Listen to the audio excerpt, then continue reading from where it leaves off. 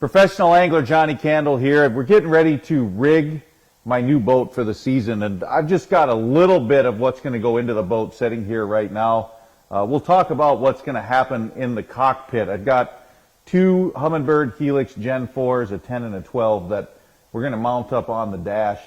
But I want to take a few minutes and talk about what goes into boat rigging. It's not just drill a few holes and put a unit here and string up a transducer. I get a lot of questions throughout the season about why my marine electronics don't perform adequately, and I think with this video we're going to be able to help you maybe eliminate those if you're starting from scratch, and if you're not, maybe you can look at your existing boat and go back and make a few adjustments that might just help you get the most out of those depth finders. Whether they're Humminbirds or any other brand out there, what we're going to talk about will work across the board. First thing I want to talk about is power. For this season, I'm going to be running lithium batteries all the way around, so I'll have them for my trolling motor, but I'm also going to have a lithium house battery. I've chosen the Amped Outdoors, and you'll see it's a big one. It's 100 amp hours. First, a couple of reasons why lithium, then we'll get into why so big. Lithium batteries, first of all, are very, very light, and I'm not exaggerating this. That's one hand, right? I'm not the strongest guy in the world, but man, that battery doesn't weigh but about 25 or 26 pounds. So I'm going to be able to put an extra house battery in and not weigh my boat down. So that's huge. Charging cycles are much shorter. You can drain this battery down to about 10 or 15%, bring it back to 100% in less than 3 hours. So that's incredible, especially if you're traveling across the country and can't get to a good power source. When you don't need it for very long, you can get that battery charged up right away.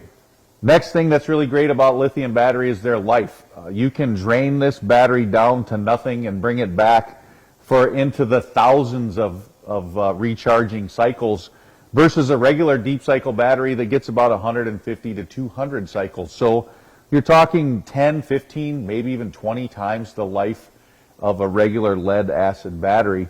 And then the last thing that's really nice about these deep cycle batteries or these lithium batteries is the way they discharge. You get 100% of the voltage for the entire 100 amp hours. A lead acid battery, as soon as you start drawing it down, the voltage starts to drop. So you start out somewhere around 13 and a half or 14, and then as you use the battery, it goes down to 11 or 12, 11, then it just shuts off when it gets under 11, and you don't have enough to run things. With the lithium battery, you're going to have up there 12.6, 12.7, 13, all the way to the end, and then it quits. So very similar to your handheld power tools. You're screwing screws in the deck, and you put 100 screws in, and the 101st one doesn't go in. There is no decline. It just puts them in, puts them in, puts them in, and then doesn't. It's the same thing with a lithium battery. So really excited to be using those. Nice, clean power. It's going to be very, very strong. Why 100 amp hours? Well, that sounds like a lot, and it is. But when you look at what's going on in my boat, you're going to understand why I wanted 100 amp hours. And it's not that hard to figure out how many amp hours you're going to need to run your boat properly. You take everything you're going to put on that battery and look it up. Google is great for this. And research what is the maximum amp draw for that piece of equipment. Humminbird has it on their websites for all of their sonar units. Obviously, the bigger the screen, the higher the amp draw is going to be. They can be anywhere from 1.5 amp hours all the way up to about 5 amp hours of draw. I've got a hydrowave that I'm going to be putting in the boat. I've got a few other accessories, my Talon and those kind of things that are going to go on this battery. So you take everything you're going to use, add up the maximum amps per hour, and then think about how long do I want to spend on the water between charging that battery. You might find that if you add everything up, you only have 6 amps per hour that you can use, and a 10-hour day sounds really, really long to you, so a 60 amp hour battery would be just fine. I might find out that I have 8 amps per hour maximum draw, and I'm going to fish probably 12 hours a day. when I'm pre-fishing for a tournament, so I need 96 amp hours. Well, the 100 amp hour is cutting it pretty close. So it's not that hard to do the math. You can look everything up, quick Google search. Just about every piece of marine electronics will tell you what the max amp draw is on their website somewhere, and you can figure out what you need for that maximum capacity. If you don't need 100 amps, don't put 100 amps in. You can save a few bucks using an 80 or a 60. Most boats, though, you're going to need at least a 60 amp hour battery. When we're dealing with the battery, we got to make sure we have the right kind of chargers.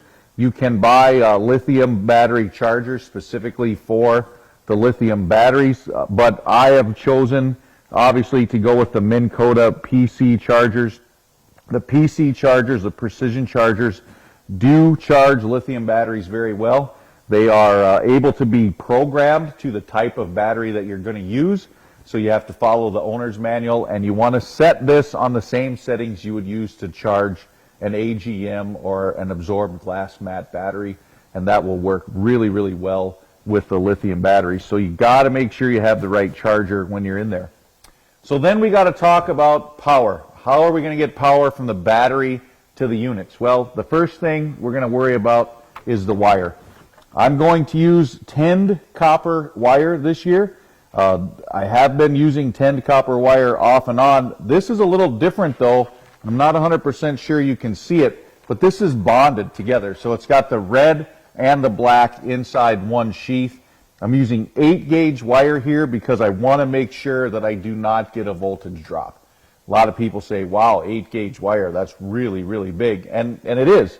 But the bigger the wire, the less resistance for that energy, and I'm going to be 100% sure to still have well over 12 volts of power when I get to the dash of my boat, and more importantly, when I get all the way to the bow of my boat, because I'm also going to have 2 big screen Humminbird helixes up there as well. So the bonded wire makes it a lot easier to get it through all the rigging tubes. I only have to pull 1 instead of 2. I don't have to tape it all together. It looks a lot nicer, neater, and cleaner. So again, you want to go with that tinned copper wire. It's going to resist water. It's not going to corrode nearly as bad over time as the dime store hardware stuff that you buy for 10 or 15 cents a foot. It does cost a little bit more, but it's definitely well worth it in the end. What are we going to connect the wire to? So I run under the bow of my boat, under the dash, both places. I'm going to use a fuse block. I've got 2 different ones this year. I've got a water resistant one here that I'm actually going to put up under the bow of the boat because I'm not 100% certain that's going to be able to stay dry. And I have another one that's not so water resistant, but it is marine grade. This one's going to go underneath the console. So I will run my 8-gauge wire to the big terminal post on this, and then from this fuse block all the way up to the bow to the second fuse block. And then I will put all my power cables to the smaller screws with the actual fuse inside. These use bladed fuses just like your car will, and really easy to come by. So just, again, read the owner's manual, pick out what size fuses you need, put them in, and connect those power cables directly to the fuse terminal. What that does for me is it prevents a large voltage drop. I hate taking that 8-gauge wire that I'm using and try to step that down to a 14-gauge or a 16-gauge wire on a power cord. There are no terminal connectors. There are no crimp-on cable connectors that are 8-gauge on one side and 12-gauge on the other. So you've got to double the wire over, triple the wire over. You don't ever get a really good crimp in there, and you just can have a bad connection, and those bad connections cause voltage drops. While we're on the topic of your crimps, again, you want to carry many, many different sizes. It all depends what size wire you're using, whether you're connecting to batteries or you're just going to connect them to the terminal block. But you want to make sure you get a really good crimp on there. Use a good crimping tool. Don't just use a pair of pliers and try to get it as tight as you can. And it's also very, very important that you cover that up with some good vinyl electrical tape. Good old roll of black tape goes a long way. Get that on there, get it nice and tight, keep some water out, or you can buy the heat shrink connectors and heat them up. I don't do that very often. I tend to leave too much heat on and sometimes melt the wire. I prefer the roll of tape myself. Another thing that's really, really nice to have when you're rigging your boat is a good voltmeter. You're going to want to be able to check what's going on. Again, many performance issues over the years come from not having the proper amount of voltage. And many times, even when I'm rigging, I'll start at the battery, I'll have 12 volts, I'll get to the dash, I'll have 12 volts. By the time I get up in the bow, I don't have 12 volts anymore. Well, how come? Well, there's connectors on the battery, there's connectors on this fuse block, there's connectors on that fuse block, there's crimps on the power cable. If you have 2 or 3 bad connections in a row, it's really, really easy to get down under that 12 volt number, and the units just don't perform. When it comes to the units themselves, where are we going to put them? Well, in this case, like I said, we're going to work on the dash. I've got a great big open spot there on my Lund Pro V. You can see, looks like there's a lot of room, but I'm going to tell you, after a couple of years of rigging this boat, that it's not as easy as you would think to fit a 12 and a 10-inch graph up there. So trial and error, measure twice, cut once. That's a great rule of thumb, especially when you're going to start drilling holes with a hole saw through your dash. Get yourself a good mount. I use the NERCA mounts. That's the Sockeye Plus that we've got here that's going to go under my Helix 10 off on the right-hand side of the steering wheel. Very, very adjustable, yet very, very rigid. There's a lot of good mounts out there. There's very few great mounts out there, and the NERCA mounts have been really, really good for me. They're very, very convenient, very adjustable, and again, when you get them where you want and you lock them down, they stay in place really well. So again, take some extra time on the dash of your boat, get things lined up right before you drill holes, mount them nice and solid, and make sure you can see over and around and they're close enough to use. More than an arm length away is not good. Last thing there is to really talk about is transducers, and I'm going to have to hop out of the boat to do that. So let me step out of the boat here real quick. We'll look at transducers on the bottom, and then we'll wrap this boat rigging up and hopefully help you rig your boat a little better next time. All right, you can see I finagled my way underneath the transom of my boat. We're going to talk about transducer placement. That's another place where a lot of people miss. They get everything else right, and then they put their transducer in the wrong spot, and it really hurts the performance of your sonar, whether it's side imaging and down imaging, or it's 2D high-speed readings. I will run 2 transducers with my Humminbirds. I use a Y cable to split the 2D from the side imaging and the down imaging, and that allows me to place those transducers in a spot that will work best for them. So my side imaging or down imaging transducer, these are rather large and cumbersome. We don't use these very often at high speeds, so they don't need to be in the perfect location for speed, but we do want to keep them as close to the center line of the boat as possible. I'm fortunate in the fact that I run a jack plate and I can get my main outboard engine further away from the back of the boat, and it leaves me a perfect spot right dead center that I can mount this side imaging transducer above the stepped hull. So even when the motor's trimmed down, I'm not going to interfere. I have a clean shot left and right, so I don't have to worry about live well pumps, fittings on the back of the boat. I get a beautiful view. I don't have to worry about it hitting anything either, because the actual bottom of the hull is all the way down here. So I'm a good 6 inches above the bottom of the hull where nothing's going to hit this and knock it off. When it comes to your 2D transducer, for high speed, placement can be critical. You do not want your 2D high speed transducer up in this area. Again, the hull of the boat is all the way under here. So you need to find an area where that 2D transducer will be even with or a little bit below the running surface or the pad of your boat.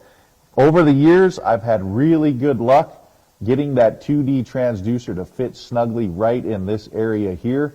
I'm away from the center line, away from the prop wash, nice, clean, high-speed readings. Up to 50, 60 miles an hour, I can still see bottom, and I have no trouble at all marking fish at 30 miles an hour. So we've talked about power, we've talked about wire, power distribution, batteries, transducer placement. Hopefully those tips will help you whether you're starting from scratch or if you want to go out in the garage and take a look at your boat and maybe make some adjustments. I think with that information, you're going to be on the right path to getting the best performance possible out of your marine electronics.